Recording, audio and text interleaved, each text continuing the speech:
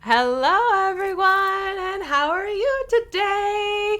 It's Beholder Day! I can't wait. Oh my gosh, I have been so excited. We actually have a lot of exciting news for all y'all today, and it's going to be a very fun day for painting both our clown mini and sharing some news with you all.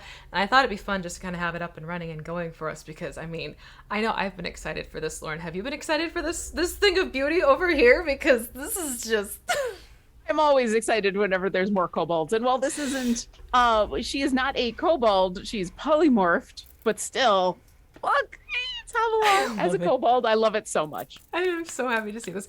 In case you're not sure what's going on here, on episode 2 on Monday for Idle Champions Presents, Tiamat got clever with our party, and they got a little not in trouble. Well, yeah, kind of in trouble with her, and she decided as her little treat to them that everyone gets polymorphed into a kobold, and the way it played out is absolutely hysterical and clever and fantastic. It was a fantastic episode all over. If you haven't seen it yet, then you need to go and catch up because it's like chef kiss fun, and also like some really cool like cliffhangery moments, and that's all I'm gonna say for that matter. But if you're behind, take the weekend, catch up, and then we'll see you Monday night for the next one, for episode 3. And Absolutely. you can catch up really easily on our YouTube site, our YouTube page. You can go find, I just put those links in the chat. The whole episode is up there. If you don't have time to catch up and you still want to keep up to date with the new episodes, because the new episode drops on Monday, you can go to our website and read up on the summary blog. You can just spend a few minutes, blitz through the summary blog, get all the basic details that you need in order to keep up on everything going on, and then join us for episode 3. Absolutely. So do you want to tell the folks how they can get this fantastic polymorphed Havilah? Yeah, so if you purchase one of the polymorph weekend packs, which are now available as part of the weekend promotion, the weekend buffs, then you will unlock that Havilah. In fact, if you want to switch over to my game, although I can quickly switch. Do you need a refresh? Quickly being killed. Yep. I have, because I just got some of those packs myself, so we can actually unlock. We should be able to unlock that Havilah. I can also show off what's going on. Sounds good. With the Beholder. So I have a whole big set of these chests. We're just going to do everything. A quick open it all up, and I got some nice. Hey. I got 2. Look at that. Nice. All right. That is all of the fun stuff in there. And then I believe, if I've done this correctly, come on, Havilah. There we go. Yes. There she is. It's so cute. That's amazing. That is amazing. Now, this does not give her the kobold stats. This is just her being polymorph. She still is who she is. Yeah. But she's look, she's like hidden behind Briv's giant sword. Oh no. Here, let me like Halloween for Havilah. Actually, here's what we're gonna do. We're gonna go to so the other thing I can do is I can get us to the boss battle that includes the Beholder that we have been working on the last couple weeks. This gorgeous guy right here. this amazing creature. And then I have a formation set up that is just Orkira and Havilar. And so you can enjoy Havilar in all of her kobold glory. Going after the clown Xanathar.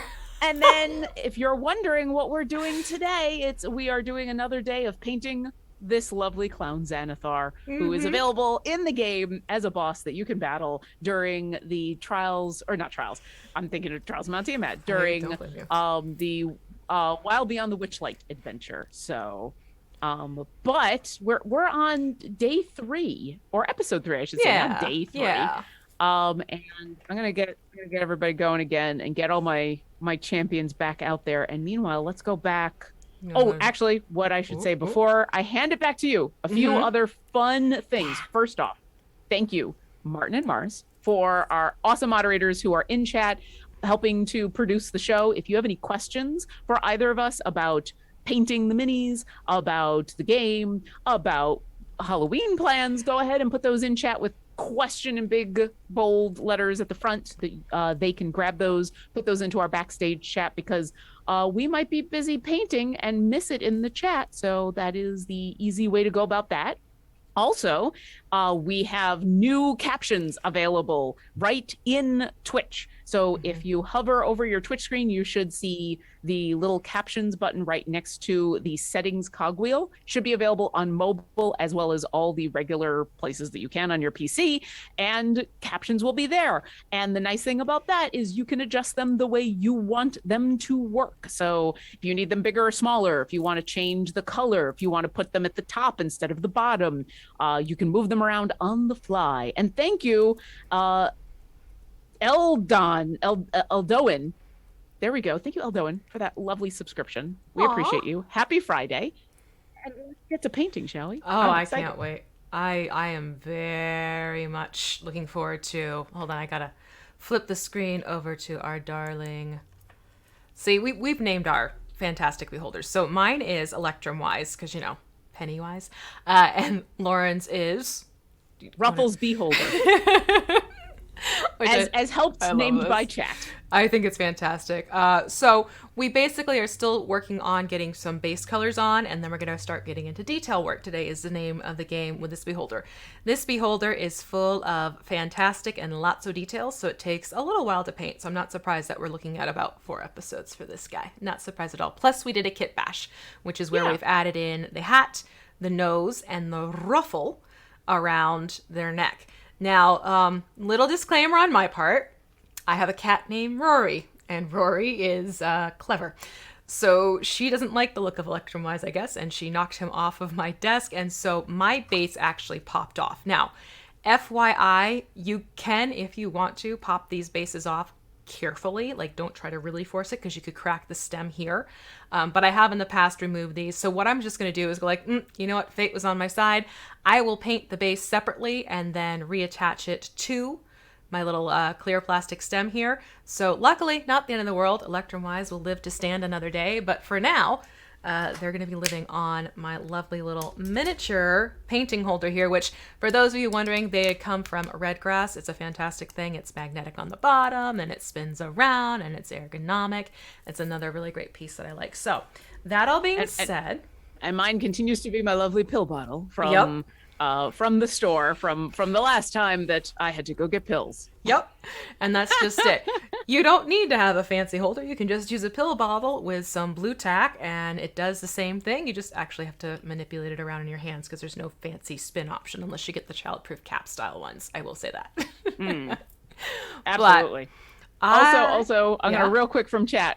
So first off, the real Bunny Bee says, how am I supposed to choose between Red Panda and Cobalt Havilar? I mean, it's a hard decision. I totally get it. The good thing is it's easy to switch between both of those skins. And Rack It Up was asking, I'm in the store in Epic and not seeing the Havilar skin. It's not a separate purchase. It is something you get when you buy a pack of the Polymorph Weekend chests. So go check out the Weekend chests, the Polymorph chests, and you should get it when you buy a bunch of those chests. Yeah. Okay. Also, yes, as Cassie's335 says, if you still don't see those chests or if you don't see the Weekend buff, restart your game, And by restart, I mean like shut it down and turn it back on again because, it's the internet and it is technology. Turning it off and turning it back on again is always an option. Yeah. And now to the beholder. Now to the beholder. So actually what we're going to do is we're going to get into doing some dry brushing on the upper body and the lower body. Okay, because we've already done the dry brushing around the mouth and in the gums and on the tongue. But we're going to take what we had going base color wise and start dry brushing, just to bring out the fantastic texture that lives on what is the scales around this. So when we go to do this, just be careful as you're dry brushing to avoid the mouth area since we already have that kind of completed. But again, if we end up getting this onto the bone plates or anything like that, it's okay because we haven't painted those yet. There's a process of how we paint each section because I'm keeping in mind that sometimes a brush may slip and whatever, and it's a lot easier to build out and paint certain areas first and then go back over where the paint may have slipped. I mean, I have see, I just want to make sure people see you don't have to be perfect when it comes time to painting minis. You really don't. When it's a work in progress. I got whoopsies all over the place. Yeah. Because some people get a little worried like, oh, but what if my brush slips? It slips. You fix it. It's okay. It really is. So that being said, we're going to start first with doing the lighter yellow on the bottom portion of the body. So I'm going to need my I'm going to be using yes, that's a technical brush term. I'm going to be using my dry brush again from Red Grass because that is actually turned out to be a really nice dry brush. But because some people have brought it up, I'm also going to just have a little fun with the fan brush, which does come included in a lot of these hobby brush packs. So I should check. Did mine come I don't think the Mod Podge one does. The Royal and Langnickel one does, though, however, which is the other one that I have recommended in our usual suggestion list. So I thought just for funsies, I will play around with the fan brush. I actually have so many makeup brushes like this. I'm like tempted to but we're going to try a couple of different brushes today just to see how it goes. So what we need to do is we need to grab our yellow. And I should use, since I don't have a fan brush, I'm using one of the flat brushes. Just one of the flat brushes for the normal dry brushing. So we're going to need our yellow, our white, and our brown. Because... Oh, I grabbed the wrong white. Okay, so what I did by accident is I grabbed gloss white, which when you're doing dry brushing, you don't really want to use because that's going to make things kind of shimmery. So I will be right back. I will answer questions from chat. Questions, that'd be great. Yeah, we got a couple more questions from chat while V goes and grabs that. First off, the lurking writer says you don't need to have a fancy holder when you've got a clown holder. The clown holder beholder. Agreed. Also, Flint's is in chat asking, does anyone know the difference between levels and rarity? So yes, real quick, levels are if you look at any of the items that one of your champions has at the very top, it should have basically a number. It should have a level number, and that will go up and up and up. So every time you unlock more of that, you'll make that item more powerful. And rarity is the color that's going to be around on the border. The rarity, the higher the rarity, the more powerful the item and the more powerful the buff you get. So I hope that helps. And now looks like we're adding white to our... Yeah, because remember how before we mixed white with yellow and brown to sort of tone down the intensity of the yellow? We're going to do a similar thing, but we want to make it a lighter yellow than what it was before. So I'm going to put some white onto my palette. And if you want, you can use a paper plate too. That is totally cool as well. Just getting a little dash of brown. And then I will take my standard yellow and add that. And I'm going to bring these three colors together sort of in the middle. And I'm going to use a brush for mixing on my end because I found that's better with because what I'm using here, if you're not familiar with it, it's called a wet palette. And basically what it is, there's like this spongy-like material that's damp underneath a piece of parchment paper. And it just helps the paint stay a little more moist for longer. And you can also, if you have to step away for an hour or two, you can put the lid on top and it's got this little gasket seal on it. And it'll keep your paints ready to use. So if you have to step away for a little bit, you can go back. It's good for a couple days, I have discovered. I have experimented. Yeah. I wouldn't recommend doing it for a week, like I just tried to do for this episode. that didn't look good. That did not I look also did good. not know until just now that it had a cover onto it. So Yeah, it has a little. that's kind of cool. See right there. It lives right there. And it's this little Aw. plastic, not plastic, it's a little rubber seal around it. So I'm going to bring some white over to the yellow, a little bit more than last time. And then I'm just going to dip my brush into a little bit of brown because I don't need the brown to overtake everything. But we're going for a much lighter color here. And more on the yellow side, I'm assuming. Yeah. I did this Oh last yeah, you're time. right. The brown The brown just, just took the over brown big takes time. over. Yep. Wow, yeah. I Yep. didn't do very much, and already it's just like, oh, it's that kind of mustard. All right. So I'm getting this to a lighter color now. No, we're staying away from the brown. I might go in and do like another little touch of yellow just to bring this back to a brighter-ish yellow. But this is also why I like to mix colors, because you can have fun customizing it to what you need. Yeah. Not to say that the instant colors aren't fantastic to use, but we've said it before. It's one of those, like, if you're working with a budget, I wanted to show people that you can have basic colors in your arsenal and still get a variety of colors going, which is kind of And if you're curious about what we are using, I'm using exactly what we recommend in the basic list that you can find on our Discord, which is discord.gg/idlechampions. And not very expensive at all to get a whole bunch of paints and brushes. And then I'm using paper plates and paper cups, and it's great. It's been, all the minis that we've done so far. I still have plenty of paint, plenty of all the stuff. Yeah.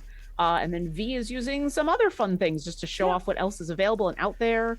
So check out our Discord. We have a Paint and Slay channel, and you can join us on this adventure. I think my yellow might be a bit brighter than yours, so I'm going to add a little bit more white. Yeah, mine's sort of like, yeah. Actually, yeah, I'm going to go with that one. So I'm going with this, like, it's a, what can I compare? It's like a honey mustard. Instead of a brown mustard, it's a honey mustard. Yeah, so I'm going to add a little bit more white onto mine real quick. Yeah. I still had kind of a very deep yellow, but... Fair. Yeah, Totally very... fair. Oh, there are my I want a brushes. more mellow yellow for my dry brushing. Quite right. Which I said simply to get people to sing that song in chat. Oh my God. You can't help but, like, you hear it. They call them mellow yellow. I know. That's why I did it. It makes me happy. Yeah, don't tempt me. Good Lord. I will follow that primrose path quickly. Lauren, why did Paint and Slay get canceled? Well, I kept making V sing. we sang for 5 seconds on the stream. Okay. Okay, so I'm going to start by, remember, when it comes to dry brushing, you want to work against the texture. So you could pull down if you wanted to with the scales, but I find because there's all these great points that happen at the point of the scales here, I actually will pull my dry brushing up when it comes to drawing out the texture on these beholder miniatures. So I'm purposely taking my flat brush and I'm just going to carefully pull it along the edge of the mouth here. Okay. And doing a little bit more controlled sweeps because I'm trying to keep this from going too much, if at all, into the mouth. So I'm being a little bit more careful with my sweeping strokes here. Oh, okay. So just kind of giving giving the tips of these scales a little bit of that extra. Yep. That extra little bit of pop. Yeah. Little bit. There's of the pop. word I was looking for. Pop. My lips were not wet enough to get a go. I just put on lip gloss, which is why I was totally able to pull that one off. I put on a bunch of Blistex. I should be okay, but apparently not.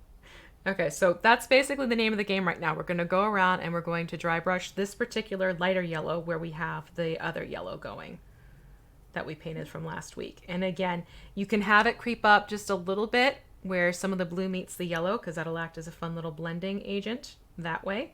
Don't worry if you get it onto the ruffle because we're going to paint the ruffle later in its own colors so it stands out better. Which is helpful to know because there's this section in between where the ruffles go up and the scales come down. Yeah. That's a narrow section, Mm-hmm. and that is a little hard to get in It is. without being very, very, very cautious. So Yeah. knowing at least that the ruffle is we don't have to worry about it. Yeah, exactly. I'm just going to quickly adjust my minicam settings for focus because I don't like where it is sitting right now. And while you do that, I see more questions Yay! from chat. I always love questions from chat. Friday CWU question. Baloth won the vote against again over Celise, despite Celise's item being an epic and Baloth's being a rare. Can we please not have rewards tied to the vote next time year? There will be an ICP event. Aw. I want to see the votes not just fall with the meta, but for impacting the story in an interesting way. We do try to balance that out. I mean, on the one hand, we're making a game and we're trying to balance the game. On the other hand, we're making a D&D game.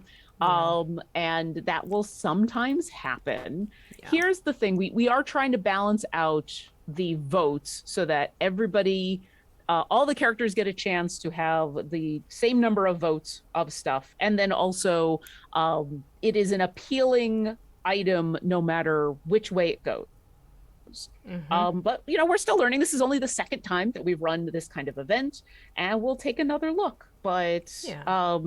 I mean, Celise has also won some stuff. So I think we'll keep an eye on that kind of stuff and let us know if you have any suggestions. Definitely on our social media or on our Discord, because we want you to be able to participate in the D&D game, and we want you to also be able to have fun in the video game. And balancing those two is always a challenge.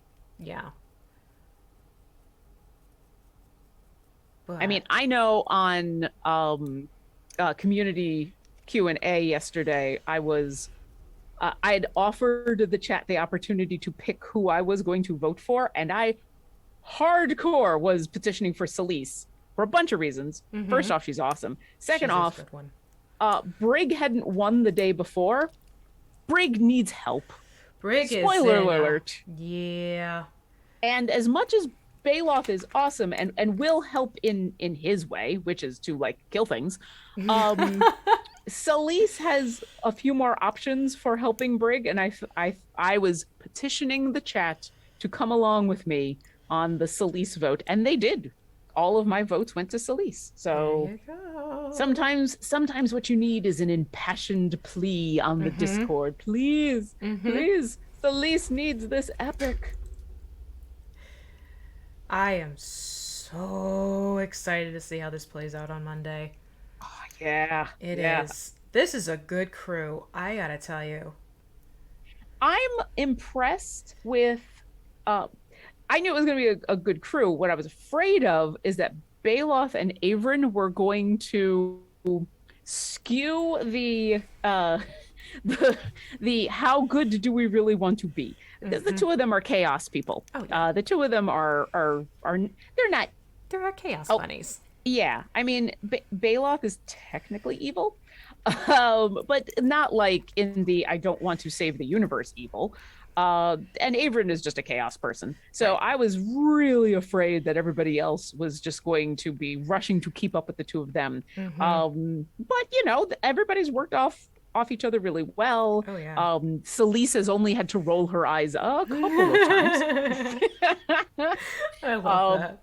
Yeah, they've all worked together really well. So I've been having lots of fun. Me too. Okay, so I have pretty much most of the yellow now dry brushed. So you can see it's going to bring out some more details on these scales. And I did play it up a little bit here because I want to have those two sort of blending a little bit more together.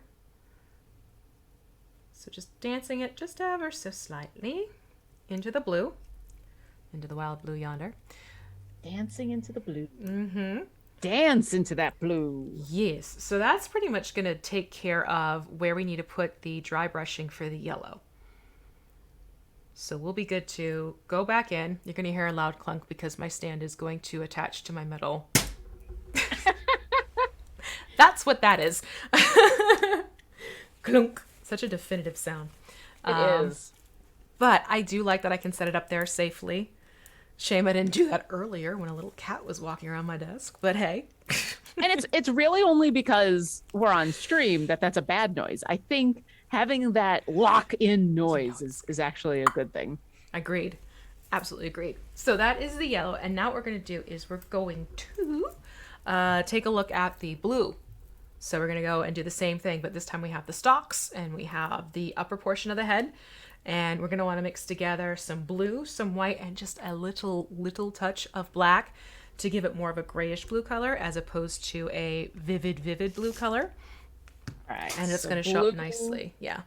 Black, and I missed the other one because I was looking at chat. That's my bad. Blue, black, and white. Black and white. All right, because I got to give these a shake. Yeah, I noticed some people in chat were talking about how TG Nubis says it's most like today that result in the same prize that will get more prioritization towards story, which is true. In some cases, we like mixing it up that way so that sometimes you're not having to worry about the video game rewards when you're thinking about the story rewards. Yeah. But it's also fun to be able to get some of these chests for some of these champions that you don't often get chests for without doing something like a time gate. So we try to balance the two. We're always working on it. Yep. Tiny little bit of black. Tiny. So I did about equal parts blue and white. And I'm just going to start mixing those together with a little bit of black on the tip of my brush. Yeah.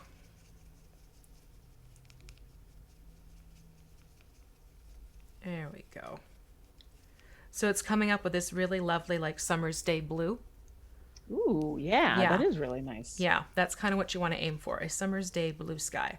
I never would have thought adding black would have helped to get that, but there you go. Yep. All right, mine's still a little too dark, so I guess I'm going to add more white. Yep. Okay. You can go with a little bit more white. Actually, what I'm going to do, because I am looking at a spot I missed on the original. How dare. Legas, because I forgot to check it out over last weekend. It happens sometimes, so I'm just going to go in and using what little is left on my brush, and again, another little touch of black. Just going to recreate the other blue quickly so I can go in and touch up that one area I need to get, because whoops-a-doodle, it's a thing. It happens. Oh my gosh, it happens all the time. Yeah. I mean, especially with a creature like this, where there's all these nooks and crannies and scales and stalks and just so much. Right there is where I'm going to go in, because I missed just this little part of the stalk. Oh, yeah. It's one of those things you look down and you go, okay, I fix. I'm still working on getting a summer's day going on here. I still have like the evening of a summer's day. Ooh. So after the sun has gone down, which I kind of want to lighten up a little bit more. So let's see. I'm getting there though. That's cool. Slowly yet surely, my paint swath and yours are starting to look closer. Ooh. And even if not 100% the same exact color, we still end up with really cool results. Yeah, I'm figuring even if I can't, as you said, get it exactly, I'm figuring as long as it's something significantly lighter than what I currently have on the beholder, that's the important bit. Yeah, exactly that. So now that I have that going, I'm going to do a similar thing like I did before with the lighter yellow. I'm going to work this pulling from the bottom up and around, using my flat brush to work around where these other details, I don't want to get too much straying happening. And then I'll try in this area in the back, I'm going to try the feather brush. Ooh, see, this is the problem when it pops off its base. I'm going to try the feather brush in this back portion here, just so we can see how it looks and how it's working. I'm going to pop this off of its, it doesn't want to stick as nicely now. And Flanagan had a, there you go. And Flanagan had a question. What must you do when all your brushes have become hard like the point of an arrow? Ooh. Okay. You have a couple options. One is you can soak it in rubbing alcohol for a little bit. Just keep checking on them. And as soon as they get soft, then you can rinse them off and if they are things like natural animal hair brushes, which some people prefer to use, you will need to condition your brush bristles because the rubbing alcohol has a drying agent to it. Keep that in mind. So that is one way to try and save your brushes. You can also try, I haven't done it personally, someone has told me that you can supposedly use fabric softener to help. Interesting. Yeah, to help break down and loosen things up. But again, make sure you clean the brush afterwards. So there's a couple little tricks. And then there's also depending on how much you spent on said brushes, you can also just say goodbye and start fresh. That's true. Which, quite frankly, I tend to be of that particular school because the brushes that I get are these cheaper packets. So if I've done something like left a brush out and I don't have the time or the patience to clean it, I'll be like, I'll just go and I will purchase a new set. That's my little insider secret confession, maybe. I don't know. I mean, I feel like these brush sets were not that expensive. No.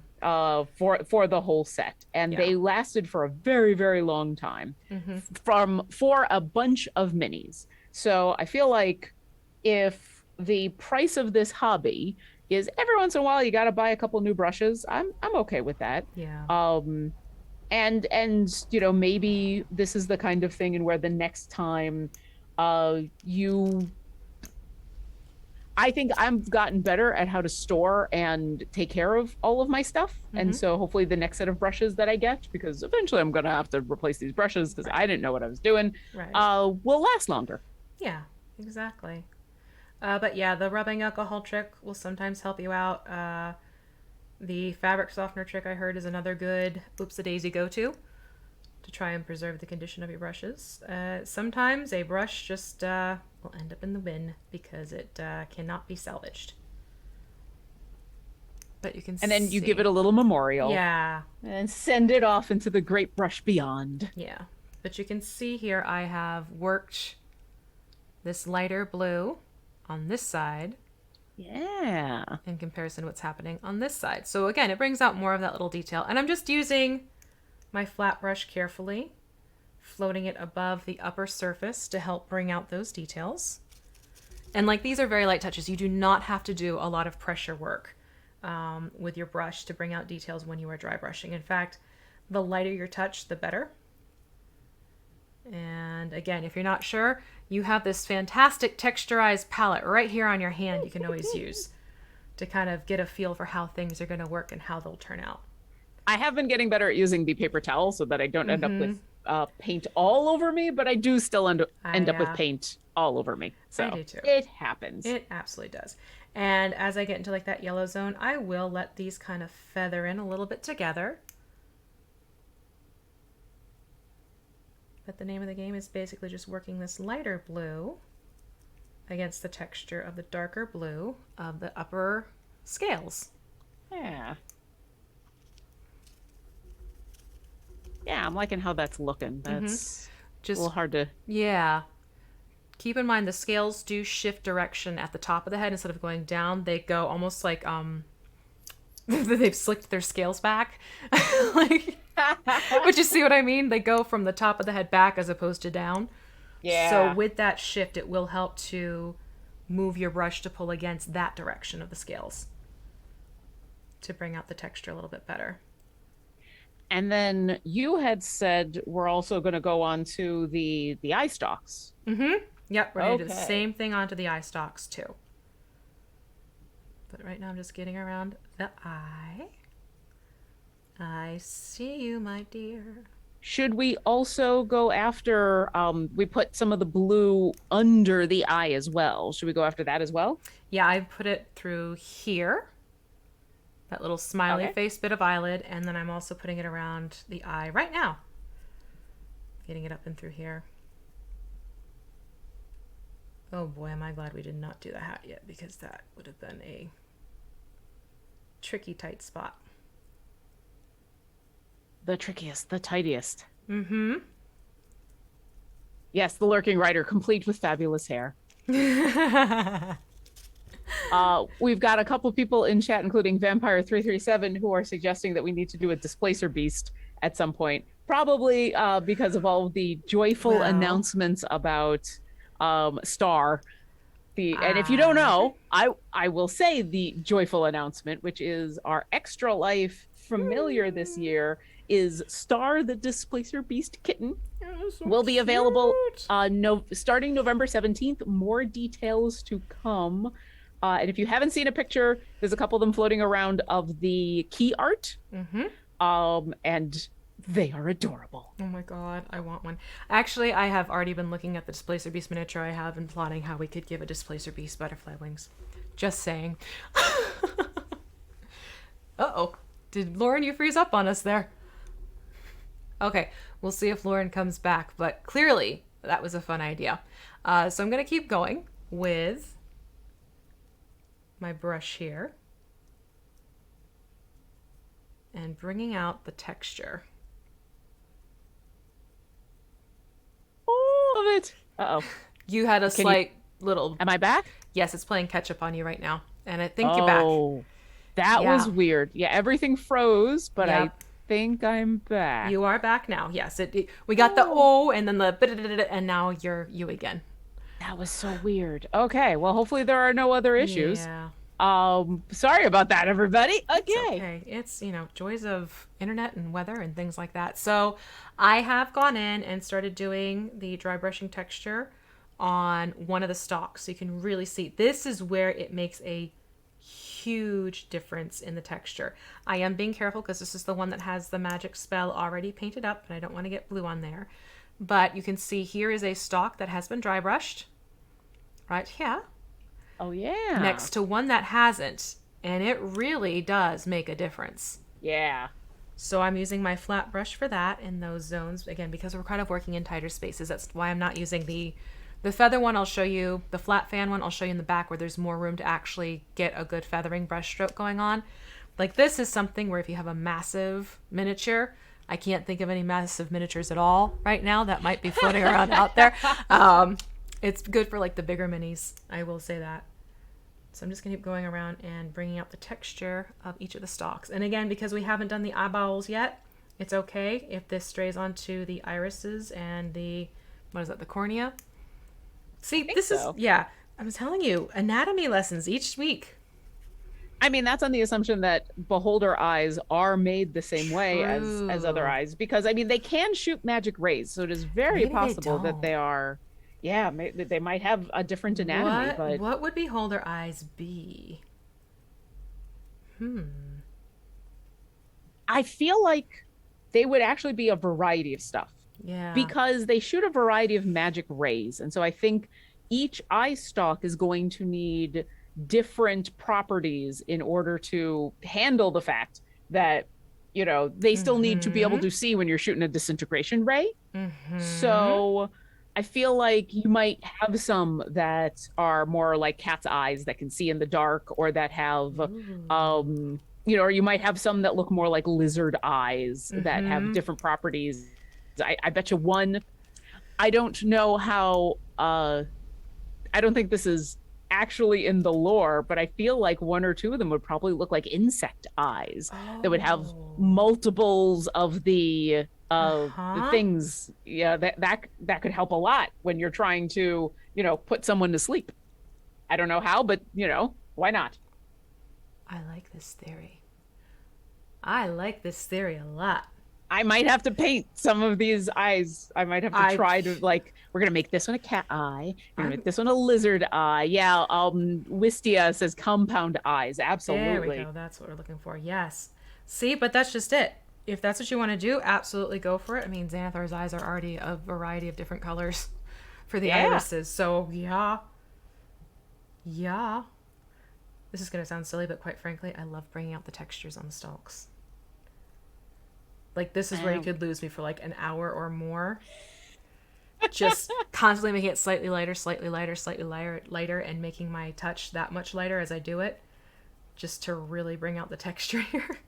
I would be afraid of, by the end of it going, oh, that was super fun. Oh, and now I've just painted over the whole thing eventually. That's just it. Like, the trick is you literally have to go lighter pressure as you heighten the color. That makes sense. Yeah.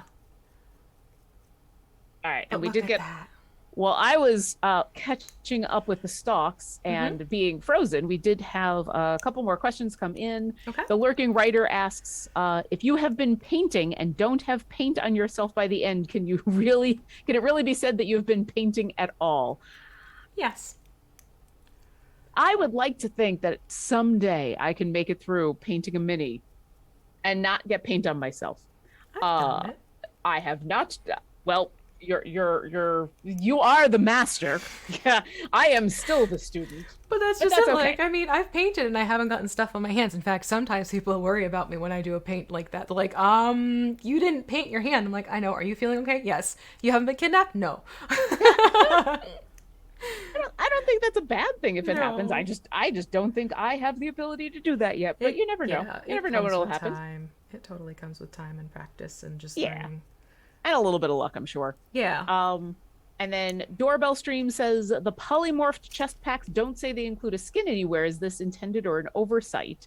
You probably need to restart your game. So Mars is telling me that the same thing happened to them. It didn't show up for me when looking at the weekend chest until the shop until I restarted. So give your game a turn off and a turn back on again, and chances are it'll be better.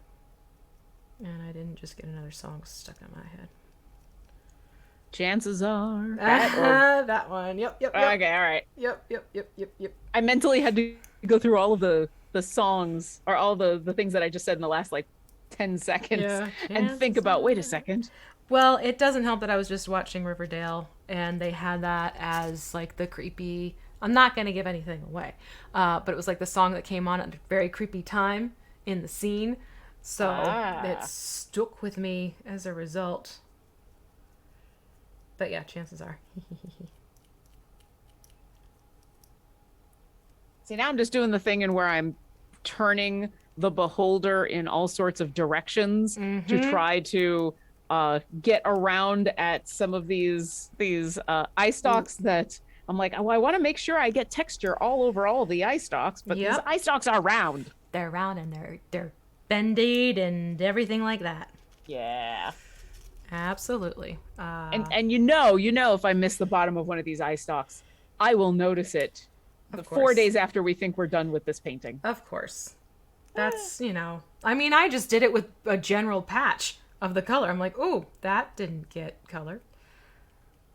It happens. It really does. And a lot of times it's because when the paint is wet, there's the flare back of the light towards you, so it looks like you may have gotten something when really, no, that was a spot that got missed, but it looked like it was just the paint's wet. Yeah. So it's, I still do it to this day, even after like carefully and methodically checking everything. The next day I'll look down and be like, well, crud. Time to mix up some paints and fix that bit. Exactly. Oh, but I'm so happy with how these are starting to look. Look at all this lovely, nubbly texture on these.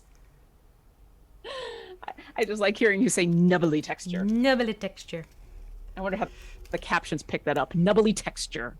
Knobbly. It's saying knobbly. Knobbly? N-O-B-L-Y. Knobbly. I mean, that's kind of close. It's close. That's close. It's an A for effort. Yeah. Google is always learning about these words that we like to use. Mm-hmm. And it doesn't help that I just make up words anyways. And yet, I knew exactly what you were talking about. I knew 100% what you meant by knobbly texture. Yes. Oh my goodness. Okay, it's silly, but this is actually like little tidbit. This is like my favorite one to paint up because there's just so many cool textures on it that's popping right out from the eye stalk. I think I'm getting there. I think I've got some. It's a little harder to see on my end. I don't have the extreme close-up camera, but I will take pictures and put them in the Paint and Slay channel on the Discord. Ooh. Oh, that's what I meant to do after I posted the mid-progress shot. I forgot to put in the Discord. I'll do that after. See, I'm doing what I do. I'm going back and I'm going back over again and again and again. I need to stop. It's good. It's good. We're good. Okay, so basically I've done most of the dry brushing with that lovely flat brush that I really am liking. Was that the fan? Oh no, that No, one. it's Okay. this one I really do like. I've used it a few times now. Did I get this one? Maybe. It just has a really great density of bristles and it does a beautiful job. What is the brush again? It's the dry Redgrass Games brush. Hmm. It has been consistently reliable in terms of how it covers and what it does. It's definitely one I'll reinvest in when it comes time to. I have been too hard on a brush because that's a thing I do. All right, I'm going to rinse that brush and I'm going to show the fan brush in just a moment. Yep, I still got a couple more spots I gotta get. Okay. So yeah, the fan brush basically, let me show this off to the viewers. It's a very thin brush in terms of how the bristles are arrayed. I mean, there are even points you can kind of even see my fingernail playing through because that's how thin it is. Oh yeah. Yeah, so the idea is you put a little bit, kind of like with dry brushing, onto just the edge, almost like, you know, the blades that go swinging in a dungeon, like that. Yes. Oh my God. Yes. You kind of want to load the tip of your brush so it has, you know, just a little bit of the paint on the tip of it, and then you will glide it above your paper towel like so, again to remove the excess. And then what you can do is, just like you would with another brush for dry brushing, you just sort of have it play across. And what this does is it's a lighter, more feathery touch, so it's a little bit more subtle. So it's a great brush for building up dry brushing. But you also need to have a wider sweeping area because obviously this is a lot broader Yeah. than the other brush I had been using. But it'll still do the job. It's just not as pronounced. You can see some of the texture has been brought out, but it's not quite as evident as what's happened up on the eye stalk. So this is great for softer, more diffused blends of painting if you want to use this style brush. So that's my little FYI there. I am going to go back to the other brush and finish up the scale so it has a more consistent look. But they're really good for large miniatures with dragon scales and feathers on wings and things like that. Actually really good for feathers on wings because, no pun intended, it gives it a more feathery effect because of how the paints will blend together. So I That like makes it. sense. I like it a lot for feathers. That just makes me want to paint an Aarakocra. Can't imagine why. Yeah, you know me. I don't love Aarakocra. I don't think that they're No. the best and are amazing, and you Well, know. I mean, I'm not going to argue with that one. I have been a little distracted by dragons recently, what with Fizbins, but Fizbins, eventually I will go back. Yeah, I'm actually going to see if I can run down to my local store and see if they have the alternate cover. Yep, I got it. I don't know if you can see it. It's lovely. right there. Yeah. Hey. I So I have to say, the alternate cover is gorgeous, but what I love about it more than its look is the fact that when they do the alternate covers, they're the soft touch covers, which are amazing.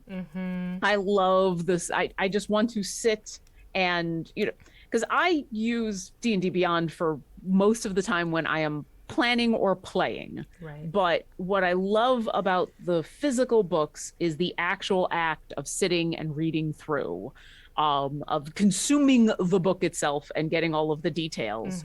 And for that, having the soft touch cover just enhances that tactile experience for me so much. So much. Don't laugh. They smell more like a book. I don't know what it is. Yeah. The book smells more intense than the. It's a weird thing I've noticed. Yeah. No, I would agree with that. Yeah. Real Herbiga asks, how are your hands not covered in paint? I'm always super messy when I paint anything. Tip, please. Not from me. I'm also covered in paint. I don't know how well you can see because of the lights and everything in my camera, but yes, I am also covered in paint. It depends on my project because there are times where I will actually use my hand as an additional blending palette. Because, reason being, quite frankly, I have painted so many of these now. I kind of know how to manipulate the paints on these fellows. if it's a newer mini for me or a newer version of a sculpt that I may not have addressed before, oh, I am totally like, wait, that's too much paint. And I'm using my hand as a quick like blotting agent or to blend some colors together. But this is pretty much with all of the blue now dry brushed on. It makes That's looking good. Yeah, it makes a really big papa difference. Yeah, I don't know. Let's see. Yeah. And again, you could even, if you wanted to, really like bring out the texture more, you could add more white to the blue and go back in and do another round of dry brushing if you so chose. However, I'm not gonna go that far with it because I don't want these necessarily looking hyper realistic. I want them to have more of a whimsical look to it because it's a clown beholder. It's supposed to be fun. Exactly. Scary fun. Still scary fun. Disturbingly fun. Yeah. Witchlight carnival fun. Yes. Oh my god. I love Witchlight far too much. Shocker, That right? That's one of the first adventures in a long time that I read through, and I'm like, I want to play that, not run it. I want to play. Even if all we do is just the Witchlight carnival part of it, that's all I want to do. And honestly, you could very easily just play the carnival part.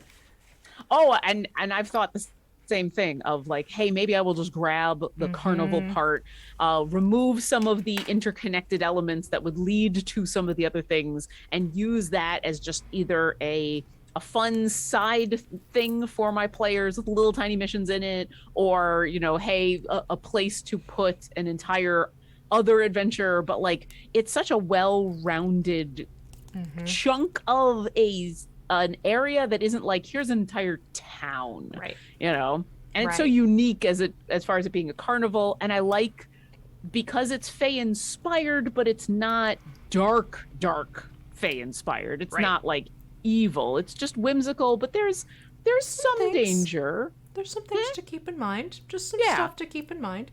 So now, but it's not like I accidentally sold my soul to an archfey. Well, I mean, Fae. Be careful what you agree to some who might attend the carnival. That's all I'm going to say. Oh, that's true. That's true. Yeah. So what we're going to do now is we're going to have fun, and we are actually going to paint the white of the eyes, but they're not going to be white, because if you take a look at Xanathar on the actual cover, they're more of like a goldeny tone. So we're going to take, I still have a little bit of this yellow left over from dry brushing. I do too. You do too. So what I'm going to do is I'm going to take that yellow and add some of my silver to give it a metallic tone. Okay. Yeah. So I'm going to do a nice, healthy, pea-sized dab of that silver and mix that with, where's my mixing brush? Mix that with the yellow I have left over. And it's going to give like just this lovely light goldish metallic. See? Almost like a white gold. I've made a mistake. Oh dear. Not a huge mistake. Not. So I looked down at my plate and I said, "Oh yes, I still have plenty of this yellow left over. It has dried." Okay, so very easy. I need to mix up something. I either need to refresh this paint or I need to mix a new thing. What do I do? So it's basically just taking some yellow, some of the silver, and a little bit of white and brown to mix a white gold metallic paint is what you're going for. Or if you wanted to, because you said you wanted to have fun with the eyes anyways. Yes. You could also just do this as take a very light touch of yellow, add it to white and silver, and it'll be more of a white base if you want to do it that way. Ooh, yeah, I think I'm gonna do that. Okay. Make it a little bit lighter than the so basically just don't add the brown. Yeah, don't add the brown into it. Okay. Yeah, I'm gonna go ahead and do that because I kind of like that idea of I just looked down at my beholder and I went cross-eyed. Oh, so like, much color. Where am I starting? It's like, find an eyeball. So just find an eyeball. Yeah. Just start somewhere. It helps to have, the trick that I like to do is make sure you have a little dab of paint at the tip of your very small detail brush. I am using a 10/0 detail brush. Okay. And let the paint do some of that work for you as you go around and start adding this white into the eyeball. And talk about moving around to get to different angles.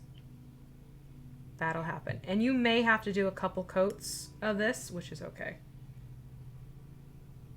And I am still frantically mixing, but that's okay. Mixing. That is also okay. Yes, absolutely. I mean, the good thing about the paper plates is that they're paper plates. Mm-hmm. I went to the dollar store and I spent $1 on a whole bunch of paper plates, which is awesome. So no big deal. But yeah, that does. I did forgot the whole thing. I did forget how fast paint can dry. Yeah. We make those jokes, yeah. but. And if heat's on, that can be another contributor.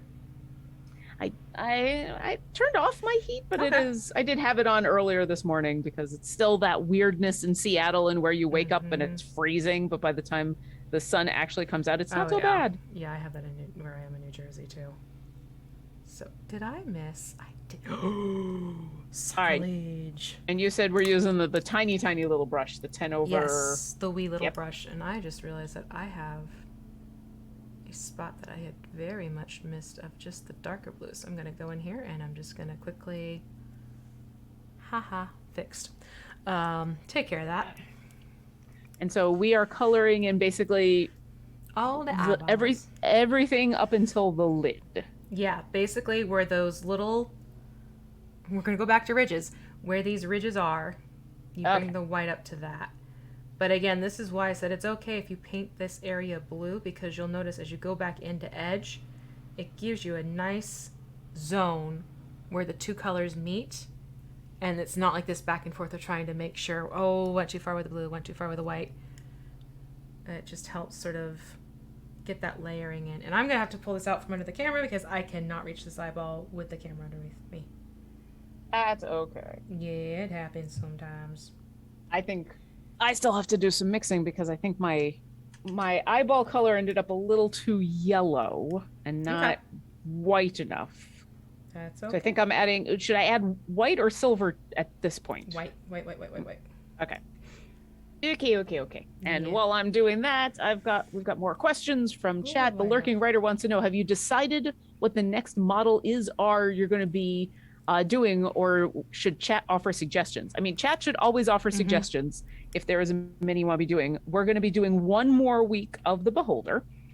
Next week will be the final week, the final countdown. And then I think we can say what's coming up next, right? Yeah, because then it gives them time to at least purchase the model itself. Exactly. And I'm gonna pull that list up so that I make sure I say the right thing, because we actually changed a few things around. Yes. For good reasons, for awesome reasons. Happy Paint reasons. and slay. The next thing we are doing, yes. So we're going to be doing the Beholder Part 4 next week. And then we're going to be doing a giant spider in one episode. So after doing a couple of minis with 2 episodes, after doing this Beholder and taking a nice leisurely 4 episodes, we're gonna do a speed paint. And then we're gonna be off for a couple of weeks, literally 2 weeks, because the week after that there's a reason that hasn't been announced yet, and the week after that is Turkey Day in America. So we're gonna be off for a couple of weeks, and then the final couple of episodes of the year are going to be another special thing that I don't think we're ready to announce it just yet. We can't announce it just yet, but I think everybody's going to be excited. I do. So stick around. But yes, giant spider. It is the giant spider invasion. That will be November 12th for episode 9. And that is the WizKids giant spider. So it's the spider and its little clutch of eggs. Yeah, and I am extra excited about doing. I love that we are taking our time, that we get to answer questions, and that we are in zero hurry. I think that is awesome. But I'm also kind of excited to just do an entire creature in 2 hours and be done. Ta-da! Yeah, Tim No says Spooderpocalypse. Yeah, all the spooters. Spookers. The spooky spooters. I love it. Because even though this weekend is Halloween, spooky season can continue, and giant spiders, as long as none of your players are arachnophobic, are an excellent creature to send against all manner of parties. And now I got to catch up on some eyeballs. Mm-hmm. I'm telling you. Oh, and the other thing I think I failed to mention, the other nice thing about mixing metallics into your eyeballs with creatures with notable eyeballs, it gives it a really neat sheen to the eyes, which I'm sure you can see starting to happen now. But it's just a fun little, Oh, yeah. yeah. So now I'm going to go in and I'm going to add the same color to the iris. And this is where it does help to kind of cup it closer to your body if you can. And then you'll just go on in and paint away. And it's definitely going to be a few layers, or a couple layers, I should say, of this particular color. But I like how this mix gives it sort of like that milky, almost cataract-like look. Yeah. Tim No says, catching up on some eyeballs is also a Halloween appropriate task. This is true. This is very, very true. No lies detected. Just going to carefully go through. I need to pull back for this one because I cannot see that particular angle is running away from me. It happens. It really do. Okay, there we go. So I have first layer of this color on.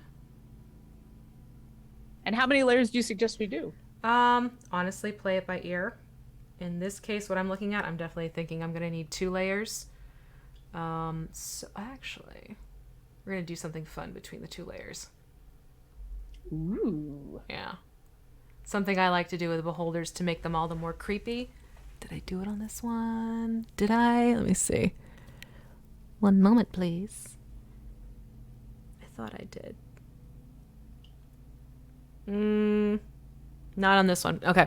I'll have to remember next week to grab one of my other beholders where I did. We're going to add some really cool red veining details.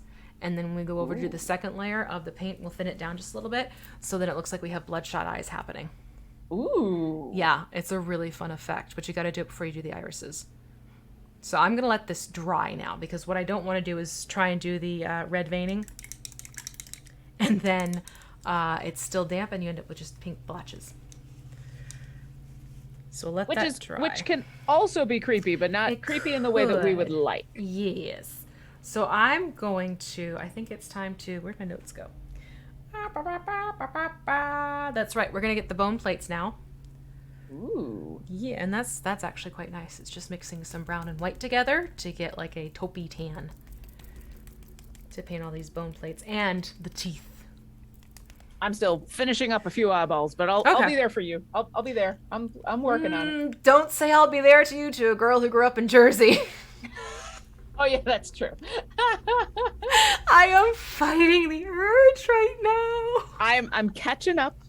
Slowly yet surely. I think it's one. I have to count the eyeballs. But I missed the back one. I missed the back one. There it is. There's one I'm missing. And I don't have that song dancing in my head at all. That's all right. All right, so there's all my little eyeballs. Looks good. And then you said the eye.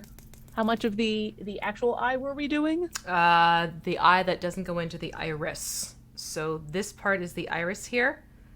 See that little triangle? So there's a little bit on the side over here that you want to get.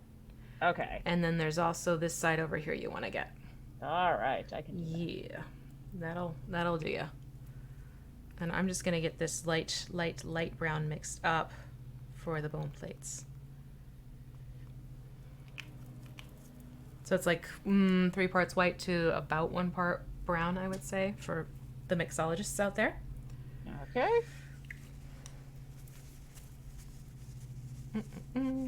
Real quick about that eye. Yes. So there's like the little sliver of a triangle on the inside, and then there's like the angled parts where it's like the cutout of a pie. Do you want the angled parts as well? This is the iris here, and that's the pupil right there. Ah, okay. Yeah. That is what I needed to know. Thank you very much. No problem. Oh, there's a song I'm listening to after the stream's done. Has that ever happened to you? Like you listen to a song and it's stuck. Oh, yes. Absolutely. I actually need a little bit more brown in this. I'd love to know from chat what's the last song that you all had stuck in your head. Yep. All right, so you said brown and And white white. as and it was 1 part brown to 2 parts white, Um, or the other way like 2 around. parts white to 1 part brown is what I'm ending up with. Okay. Yeah, that's more what I want here. Brown and What the lurking writer said, so no one told you there'd be earworms here today. Clap, clap, clap, clap. Well, at least I got one song out of my head. There you go. I didn't take care of the other one, but hey. Now I think I'm going to use. I think I'm going to use my number 0 detail brush to get the bone plates going. Okay. Just for a little bit more control. And this is literally just going around and all these little pieces that are sticking out. You just go in and paint it with this color. And did we get a food reference for this color? I would call this English breakfast tea. Like when you add a lot of milk to it. Then I think I am there. Okay, cool. Awesome.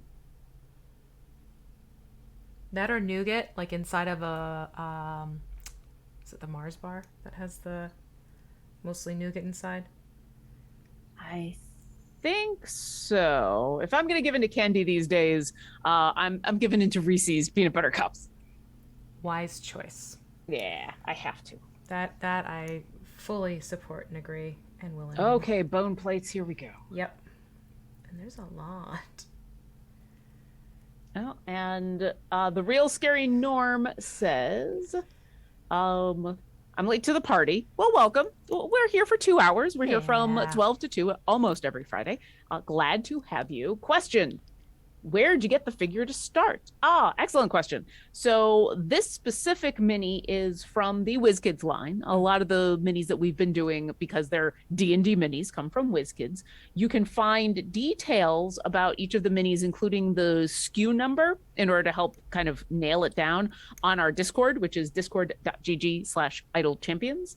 But yeah, if you take a look in your friendly local game store or online for the WizKids beholder. Yes, and don't look for a clown beholder. No, I was just look for a beholder.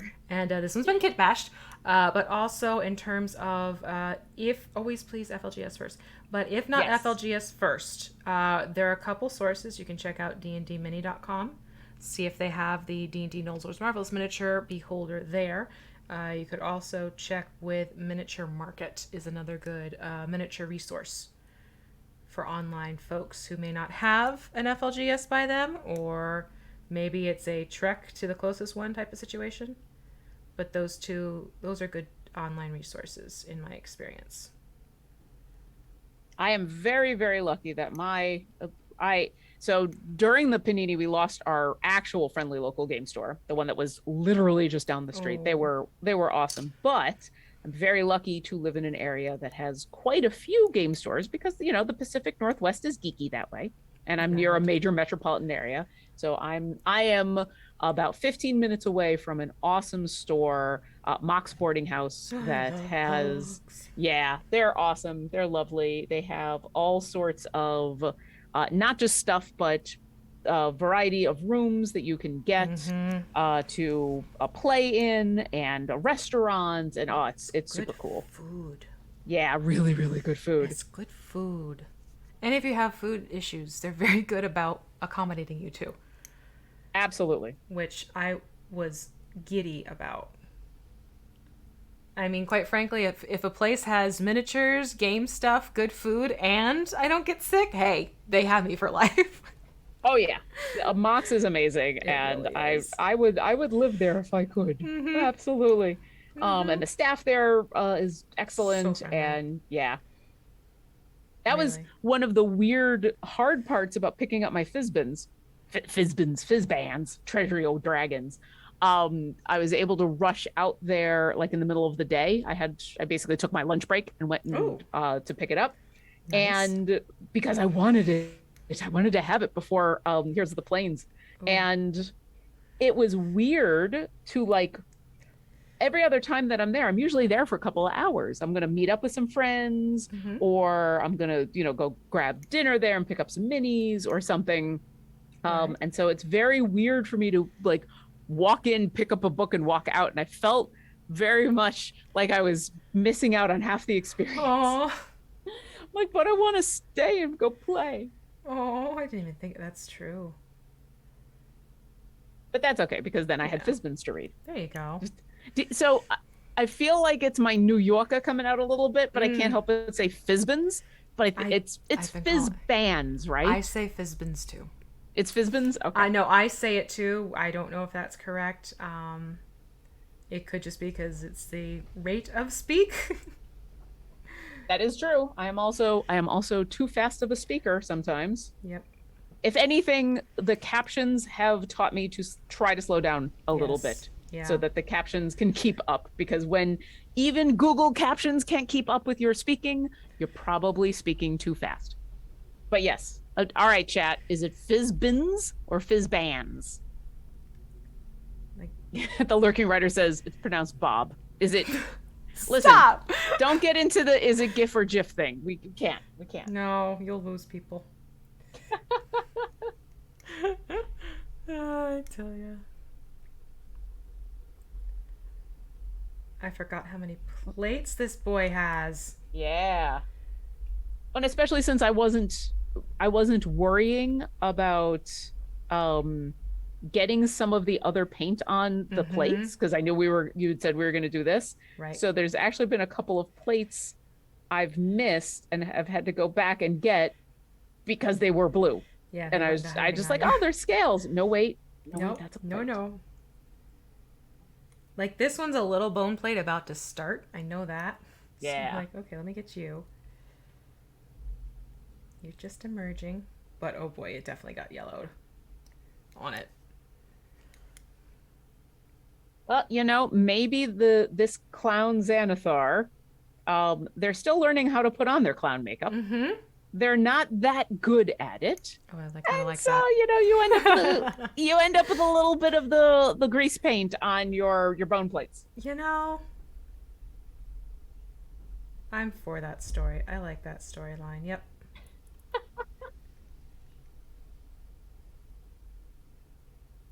Oh, there we go. Oh, more questions have come on in. Flanagan wants to know, question for me. Do you have your awesome candies to give this Halloween or only for you?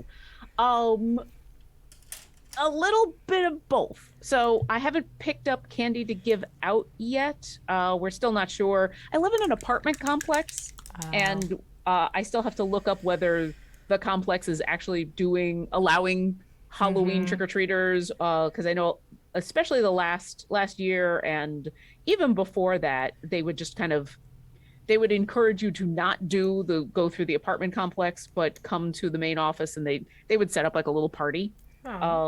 So because going trick-or-treating in an apartment complex is a little weird. So we usually don't have to worry about too many trick-or-treaters, and then especially in the last couple of years. Right. So I haven't picked up any candy because we're not expecting anybody.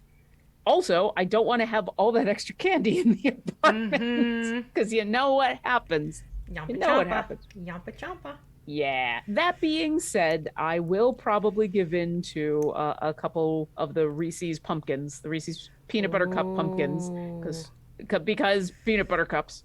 Yeah. And I still have some of the candy corn. Okay. Both the regular and the turkey.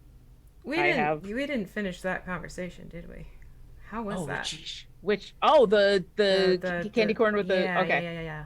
So for those who don't know, I bought 2 bags of this is the official Brock's candy corn. That's the Turkey Dinner Plus. So it's 6 different flavors: turkey stuffing, apple pie, cranberry sauce, green beans, and coffee.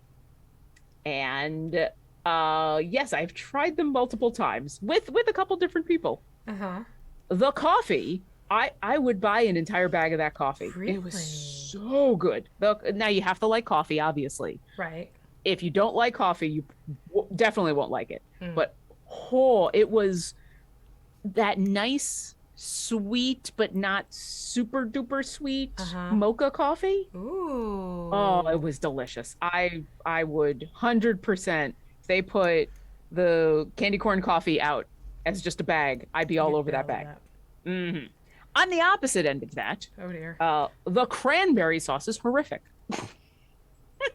It is really not good at all. It whoop, I just got tan all over my oh Uh-oh. no. I one of my eye stalks. Hold on. Okay. Emergency surgery must happen. Hold on. Get a clean brush, wet it down, and use that to thin the paint out and blot it away. Yep. Doing that now. It's Yeah. like, wait a second. There's that's tan on my stalk. Dang it. No.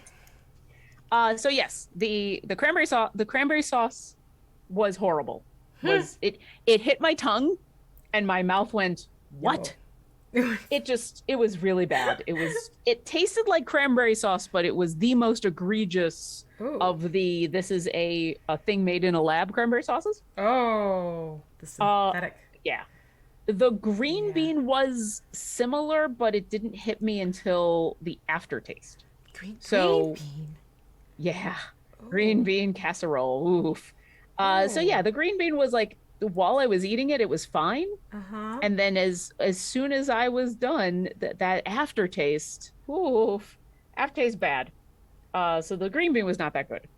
The turkey was good, but I had the disconnect on the turkey where it tasted like turkey and it tasted like good turkey, but it's candy corn. And the mouthfeel of the texture of candy corn versus turkey in your mouth, my brain had problems with. So I can't say I enjoyed it, but it wasn't bad. It's just cause weird. distress. It was unpleasant. Okay. And it was mostly unpleasant just because what I was expecting, the flavor and the mouth texture were not compatible. So 10 out of 10 would not recommend. No, and then the apple pie and the stuffing were both very bland. They were fine. The apple pie was okay. I wouldn't call it amazing, but it wasn't bad. Like it's apple. It was basically apple, and the stuffing was very bland. It was not anything. Well, there was more just there's sugar in this than anything. Oh. So there you go. Out of the 6, 1 excellent, 2 horrible, 1 interesting, and 2 meh. But overall an excellent experience. Okay. Would I buy them again? No. No, that was going to be my next question. Is that something you would partake in another purchase? Not the full bag. I would absolutely buy coffee. See, I wonder. That coffee's so good. I might go through and just pick out of what's left of the bag. I might just pick out the coffee and just eat the coffee. There you go. Can you pick up a coffee? I'm sorry, you were going to say you wondered about something. I wonder if sometimes they do those mixed bag flavors to see what would be viable ones to do next go around, or is a novelty on their own. Maybe. You know? I mean, it's not a bad idea. Yeah. Yeah, like, hey, we've got these Willy Wonka style flavors that we know no one is really going to want on a regular basis. Right. But you know what? You can throw coffee in here and no one will think it's weird. And we think the coffee is actually pretty good. So let's give it a try. I don't know how you, without doing some incredible market research, how you learn that, hey, the coffee is actually, we should just sell this. But I guess it's like if you watch what they're. I don't know. That's a good point. Yeah, I don't know. Word of mouth. But yes, that is what I've got left is in the apartment at the moment is some of that turkey dinner plus candy corn and some regular candy corn. And yeah. See, I'm a sucker for the pumpkin shaped candy corn. I love that stuff. Oh, the mallow corns. The mallow cream. They don't have their candy corn, but they're pumpkin shaped. Oh, okay. Because I know Brax also makes the mallow corn ones. Oh, yeah. They do both. Yeah. And I love them both. Yeah. There's also this fun little cluster of a whole bunch of plates together, and I always forget about that one. I'm like, oh yeah, there's a whole bunch like just right here. Oh yeah, I'm on that as well. I'm Yeah. working on that as well. Ah, I'm like, wait, are these can't be two plates on top of each other? No, Yes, wait, they yes, are. they are. Well, yes, they are. I hate to break it to you, but yes. Well, and for here, when I started on the other side, I'm like, oh, I'm going to do the tops of all these, and then I'll do the bottoms because this makes a lot more sense. Because otherwise, I'm just constantly going back and forth. But then these plates are all so close together, Yep. and I got Tight fit. I got these two down here are like in my ruffles. Yep. Yep. The ruffles. It's a good thing we haven't had to worry about painting the ruffles yet because now they are tan. Now you see why I go in an order. That's why you are the master and That's I why am the sit student. there and plot. Where do I All the know? plotting. Aw. I don't know why Chad is talking about English language and human language and all of the languages, but there you go. Hey. But welcome to our awesome painting show where we're talking about language. You know, I see nothing wrong with this, quite frankly. I don't know, maybe everybody is just watching the captions. Oh, there you go. I've spent a lot of time the last 2 weeks watching I was captions. going to say, that has been a good portion of your focus lately. It has. Well, you know, I do a lot of a good thing. streams. Yes, So all the yes, you do. focus. I was both envious and also enjoyed the captions for Critical Role last night. Oh. No, I'm not going to get into spoilers about the show. We're not going to have to worry about that. Okay. But one of the benefits of them pre-recording their shows now the caption is that they can actually put the time into real good captions. Because the hard thing about live shows with captions is live is just hard. It's hard to keep up for all the reasons that are obvious. But because I mean, it kind of sucks that Critical Role had to switch to being recorded because of the pandemic. But of the few positives that came out of it, the fact that they can now have these really professionally done captions and they looked really good. Ooh, see? Yeah. Glad to hear that.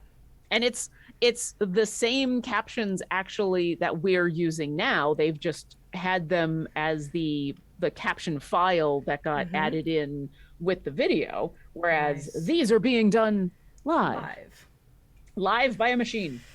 So yes. Thank you, Google. So I did really enjoy that. I had both these are awesome and I love it and they've done an amazing job, and also Yep. Aw. Yep. We admire from afar. Yeah. I missed an entire side of all of my stuff. Oh my God. I believe it. I got apparently 5 of the 6 dimensions of these. I was going after all of these spikes, and then I finally turned it this way, and I went, none of this is painted. Yep.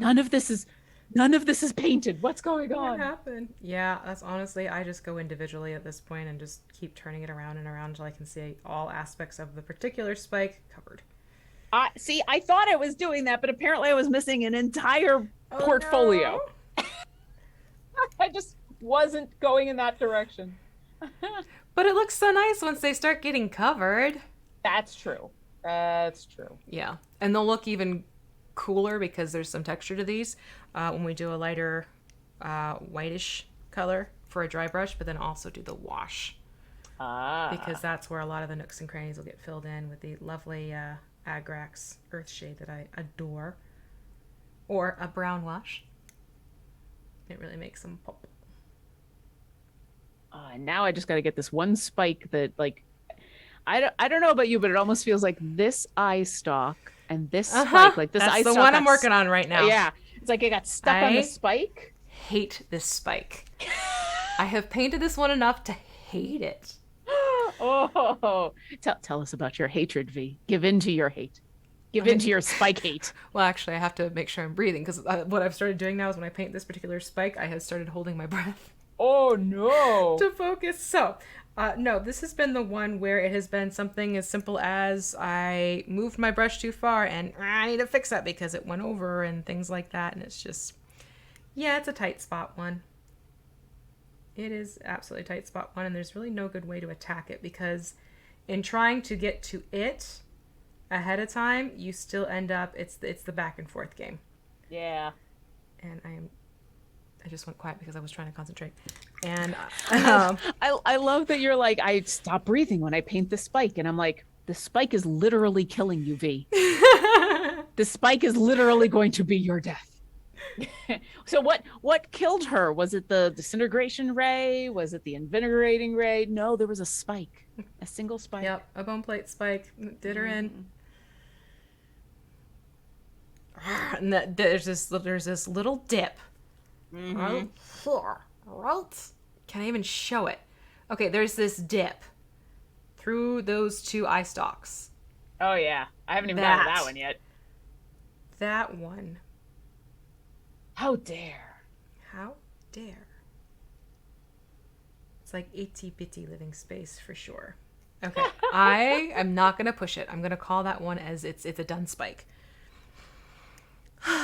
I've still got one or two spikes left, but I'm getting close. There we go. I have a couple left too. Actually, I have a few left.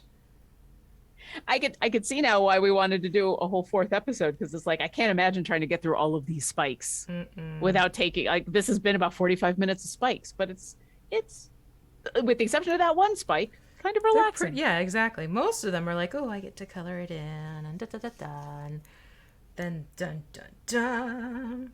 Well, and there's something nice because the spikes they're not flat, but they have that flat plane. I actually switched to a flat brush for a couple of them, and it just feels really nice to be like, boop, done. Boop, done. Yep. That progress. Yeah. I am so excited to see how these two come out, though. It is also helping with that overall progress, because I think up until now, the bone spikes were the one thing that were just completely unpainted, and now we're getting to the point in where there's whole swaths of this mini in a way are done. Yeah So, oh my goodness, loving it. Okay, a few more spikes, a few more bone plates. Let me get you, darlings. I should probably check on questions from chat. Oh, Sorry, yeah. chat. Sorry, We've chat. been a little busy. We got a little spiked. Wait! That's not what I meant. Dang it.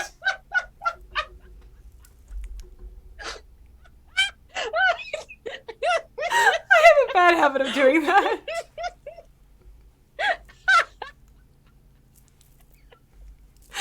Trevor, you can have fun with that clip. Oh, that was good. Oh, hey, it's Friday. Just painting happy little spikes. Just get a little spiked. It's okay. Oh. Whoopsie. Car Wars says, are we still doing phrasing? Yeah. Ah. Oh. Okay. Well, for those of you who are just joining us from the game. Of course. I looked at the time and I went, oh, oops. Look at the time. We're going to have new people joining us. No grungy gelfling. Paint fumes are not getting to us. We're just silly. This is how we are together, quite frankly. Yeah, this is true. We're just getting spiky silly. But for those of you who are joining us from the game or for the first time or wondering why we're giddy, it's because we're painting a beholder, and not just any beholder. We're painting the clown Xanathar that you can find and fight and kill over and over again in the Wild Beyond the Witchlight adventure in your game. You can grab the chess code, which is down at the bottom. You can turn on captions over the stream. If you just hover over the stream and turn on the little closed captions, we now have embedded closed captions, yay, which will be available on the VODs too, I have found. So if you're watching this on the Twitch VOD, there are captions there too, which is another bonus. for all of this. If you would like to join along with us, today there's only 30 minutes left, but you can find all of our previous episodes on YouTube. Let me put the YouTube link in there. I'm sure everyone is still talking about being spiked. You can also find all of the information about how to join us on this painting and spiky adventure on our Discord, which is discord.gg/idlechampions. I'm at the point where that just comes out of my mouth. I can't say Discord and not say .gg/idlechampions. You can find all of the list of the supplies to join with us if you would like to start from the beginning of any of the creatures that we have made. All of the lists are there. I am using all of the same paints and brushes and paper accoutrements that are listed in the Discord. And V is using a variety of other things to demonstrate all of the funness. O'Leary 333, happy Friday to you as well. If you are looking to ask any questions about this spiky boy, you can put your question into chat, and one of our lovely moderators, Martin and/or Mars, maybe both at the same time, will grab that question and put it into our backstage issue, or our backstage document issue. It's a backstage issue. Backstage document, so that we can see it if we miss out on chat because we're too busy laughing. And I just realized there's a spike under the chin that I missed. What? Yep. How did I miss the spike under the chin? Yep. So there's spikes under the chin. Doot doot. But this is what it looks like as you're striking those spikes with their base coat on there. Ta-da! Ta-da! And I think what we are going to do now is get the teeth, and if we're lucky, we'll get to the ruffle today. I still gotta get this last spike. But the teeth I'm gonna leave up to you. If you want to I'm gonna give this more of a menacing look, so I'm gonna go for like a yellowy colored tooth, like a monster gnashing into things. So I'm going to take some white, brown, and yellow again and just kind of get a nice food color reference that's here. Like the flesh to the inside of the banana type of yellow. Does that make sense? Yeah. Like when it's a really ripe banana? Okay. So like a palish dark yellow. Yes. Yeah. So that's what I'm going for the teeth. I'm going to start mixing yellow and white together first. And then I'll probably... Actually, I might rob more from, because I have the wet palette advantage. I might steal a little bit of this that I've already used that we did for the dry brushing. Yeah, that's a little bit too cheerful. So I'm going to add a little touch of brown. All right, and for those of us who might not want to go as menacing, what would you suggest? I would suggest just doing a little bit of white and brown, aiming for a beige.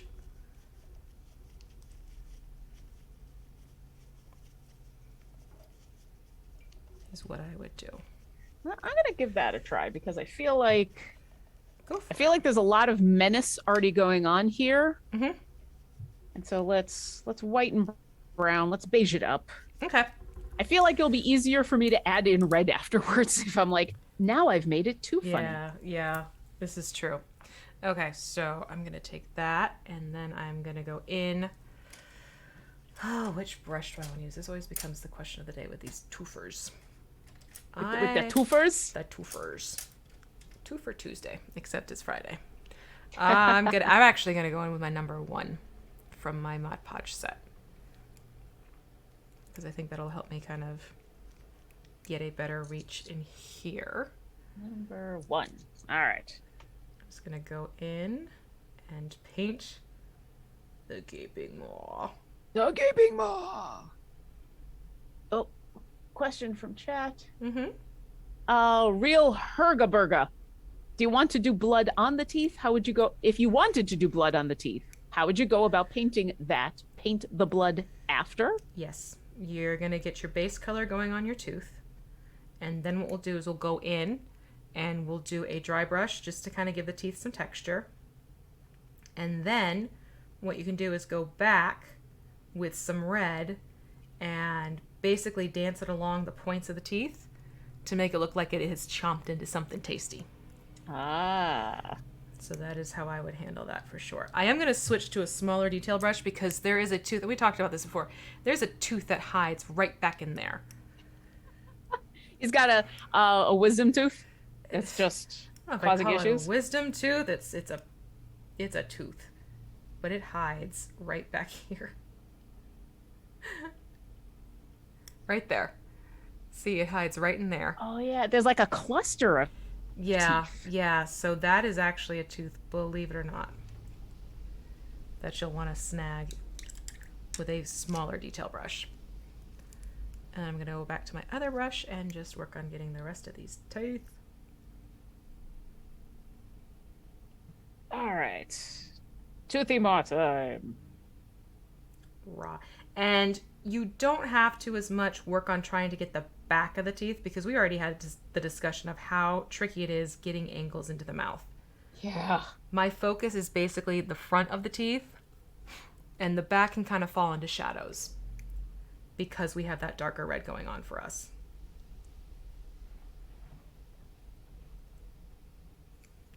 Well, I don't know what my neighbor just mowed over, but you hear that crunch pop? Oh no, I didn't hear anything. Oh, Uh-oh. I just heard that. Mm-mm. Oh no. Yep. Hopefully everybody's okay. I hope so. That was a concerning sound I just heard. Yeah. They just did it again. Dude, you need to stop your lawnmower.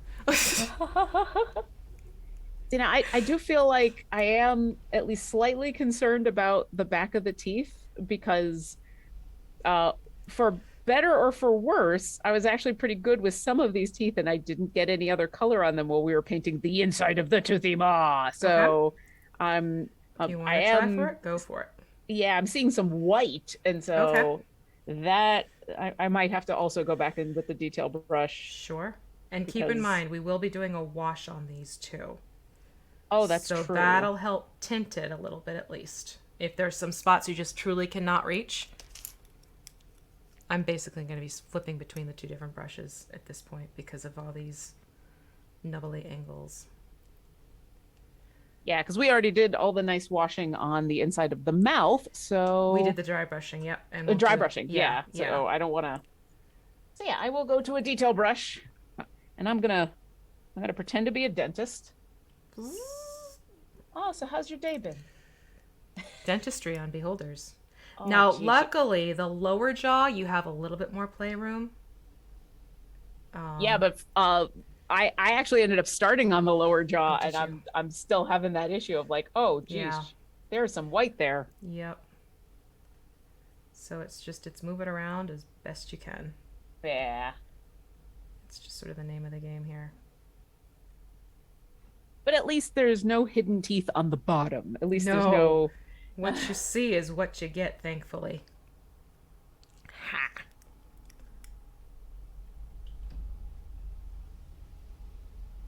Yes, but getting the back of those teeth. Oh. Yeah, it's a tricky process. It's easier to see than it is to reach. It is. That's just it. So I'm working on focusing on the front, and then I'll try and get the back angles is sort of how I approach it with the bottom jaw. Okay. Yeah. I'm kind of doing the same. Yeah. But basically what's happening is I will go from this yellowy color up to more of a white tone and brush that across for dry brushing, which will probably happen next week. And then when you do the wash, you just end up with these really gnarly looking detailed teeth, which is kind of fun.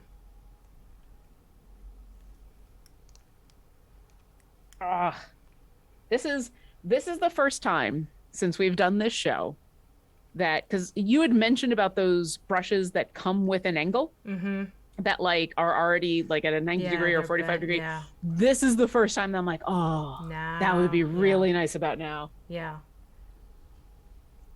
I don't need it. Like I'm getting in there, but it'd be helps. Nice. It does help. So I have a question for you. How would you feel about a little bit of homework between these two? Yeah, sure. Give me some homework. If you can paint your base a dark brown. And by base, you mean this whole the thing that Rory broke off mine. Aw, kitty. Yeah, if you can paint that dark brown, that will help sort of move things along for next week. And it's pretty standard, just brown with a little bit of black. Okay. And You hear that, everybody? We've got homework. Yep. Everybody go and write into your planner. Paint the base dark brown. Brown. I want to see it in chat. Everybody, paint the base dark brown. Okay, so I am attempting to get the back as best I can. Oh yeah, you're running into that problem. Yep, I'm there now. At least the smaller brush is making it easier to get around the tongue because we did such an awesome funness on the tongue. Exactly. So what I'm kind of doing here. Oh. So all right. So I appreciate. So Grungy Gelfling, we got paint the base dark brown. Got it. We've got Counting Coup, but it's my M&M works better in my opinion. And then the Lurking Writer said to-do list. All your base are brown. I appreciate that. I do. Well, I mean, it's that soil. You know, if it were cobblestone, then yeah, we'd be doing great. But it's I mean, if we want to keep singing and we want to get away from the video game references, we can talk about how all your teeth are brown. Your teeth are brown. And then I think we have to stop there. And then we're stopping because I like this show. Things. And I would like it to not go away. Me too. And Twitch will make it go away. Just when we get good captions, Twitch will make it go away. Okay. Once you get your teeth as covered as feasibly possible. As beholdery possible. Yeah. We're going to get the ruffle colored in, and I think we're going to call it quits today after the ruffle.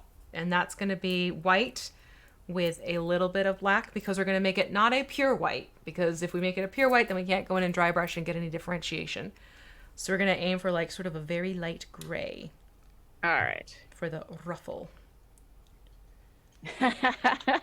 And now the chat is singing along. So we had Rogue Scroll 8 saying, and the sky is gray. And then Vampire 337 coming along and saying, and the eye is gray. I like that. All right. And now I got completely distracted by chat. What was the color we're painting the ruffle? A very, very light gray. Okay. Because we don't want it to be a pure white. So like a cloudy day gray. All right.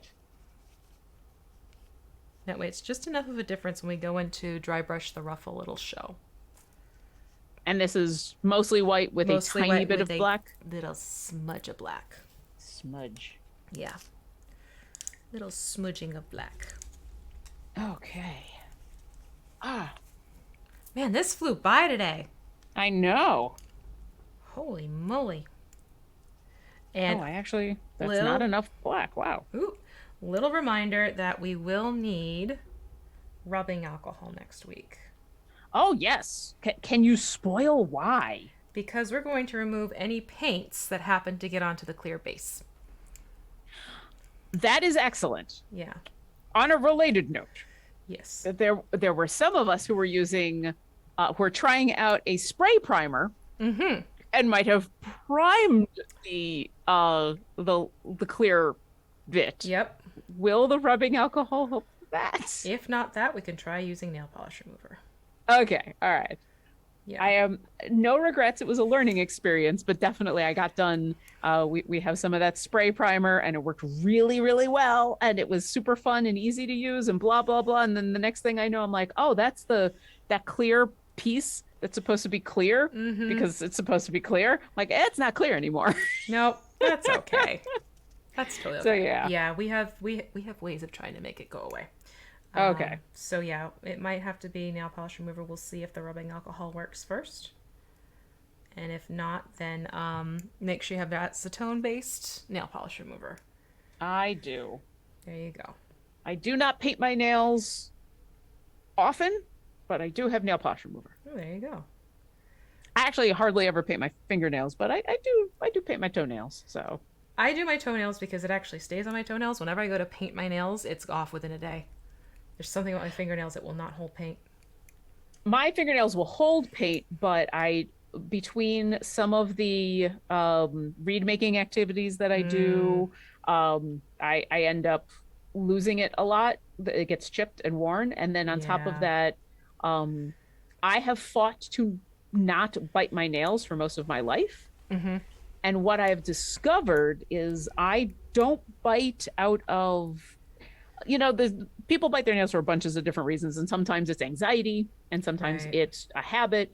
For me, I'm fine up until there's like a chip or an Mm-hmm. uncomfortable a tear or something that's uneven, Right. and then I that annoys me, and that includes if I have nail polish on and it's chipped. Mm-hmm.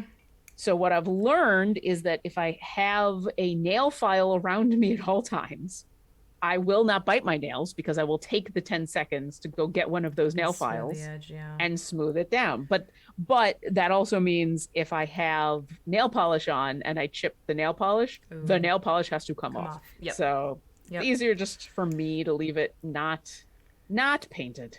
That's fair. But I can paint the minis. There you go. But all the mini painting is fun. Yeah. Oh, this ruffle is cracking me up. Yeah, so we're just going to work this around the ruffle. There we go. Yeah. Oh yeah, everybody's giving their nail biting advice in chat now. Oh, yeah? Um, Oh, and we got a question from Kevin Bolware. I thought it was mentioned that these models were pre-primed when bought. Was that another model, or I just hear incorrectly? No, you heard correctly. Yep. But because we did some kit bashing on this guy to add the jester's cap and the ruffles and the nose, those were green stuff. Yeah. And the green stuff after it dried needed to be primed. Yes. So that's what happened. But yes, the vast majority of at least the WizKids minis and all of the minis that we've been using do come pre-primed, which is very, very, very nice. Quite helpful. Absolutely. And then we also had, oh yeah, Naughty Bear is saying about biting due to anxiety. I think that's a common thing. I think the biting of the nails is something a lot of people do for anxiety reasons. Yeah. So I totally get that. Oh, let's see. Getting inside of these ruffles is it's you kind of an interesting challenge. Yeah, you have to poke it. Poke the brush in. So some of the bigger ruffles, I just end up sticking my brush in and then shaking it about. Yes, that's what I'm doing too. Tickle, Just tickle. get in there. Just get in there. Tickle, tickle. Because of course that's the place where the green stuff is still shining through because I did not get as much primer in there. So Right. Yeah. So you can just kind of poke at it a little bit, but I think I'm happy with that one. Yeah, so that's with the ruffle painted a very light gray. Nice. I'm almost there. I'm on the last few ruffles here. Huzzah. How are we doing on time? We have, it's 12 minutes to the hour. So, if you want to, are you feeling brave? Well, we do have, just to remind you, we've 12 minutes to the hour, but we do want to end a few minutes early because Garwar deserves to have a moment or two to get on. Agree. So yes, if you are joining us, stick around after we are done. Garwar will be doing his guide to everything, and he will be playing this game we love and talking about awesome things. So definitely stick around for that. But we're going to be finishing up this mini. So I think we probably got about like 10 8 minutes or so. Okay. What do you think? So what I'm thinking is I might actually go in and because my teeth are looking dry enough to do a dry brush on those. Oh, okay. So I'm actually and gonna I take just a finished. little bit. Yeah. I just got my ruffles done. So and since I have this grayish white, I'm just gonna blend it a little bit with what I have left over from the teeth. Just to create a real, that's what I was thinking. Like I can just use these two paints together to make a really light yellowy white on my side. So aim for a lighter color than your teeth right now. And then I'm going to take my flat dry brush and just bring it across the front of the teeth.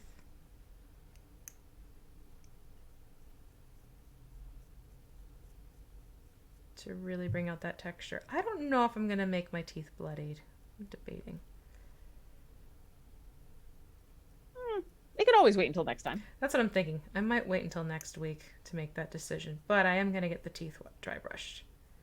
I was about to say white brushed. I'm like, no. Using a white for the dry brush.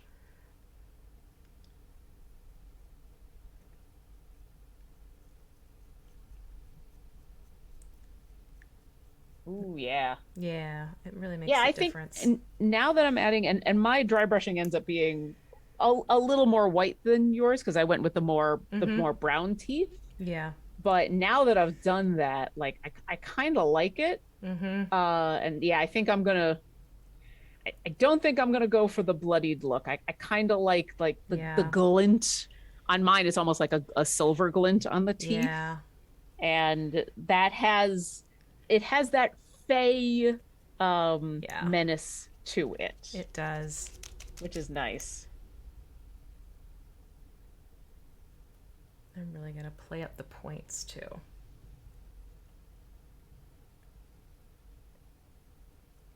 But yeah.